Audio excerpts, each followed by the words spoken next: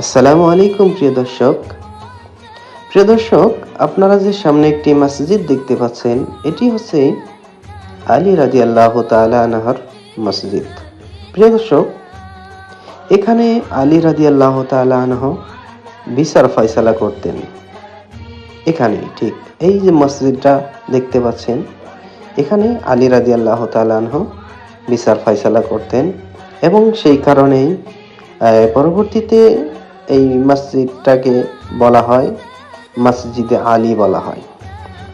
তবে এছাড়াও আরো নাম আছে এই মসজিদের। এই মসজিদটির নাম মসজিদে কান্তারাও বলা হয়।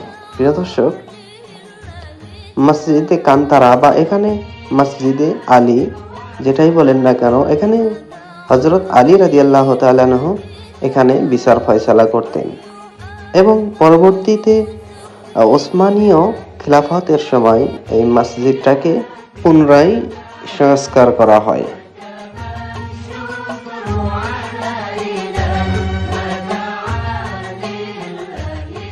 প্রিয় দর্শক, আপনারা দেখতে পাচ্ছেন সেই মসজিদের ভিতরের অংশ। দেখেন সেই মসজিদের ভিতরের অংশ যা ওসমানীয় খিলাফতের সময় যখন সংস্কার করা হয়েছিল, সেই থেকে এখনো এরকমই রয়ে গেছে।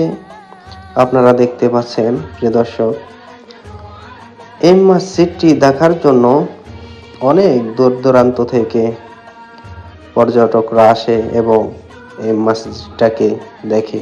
প্রিয় দর্শক, এখান থেকেই একটু সামনে গেলেই সেই বুড়ির বাড়ি দেখা যাবে সামনে।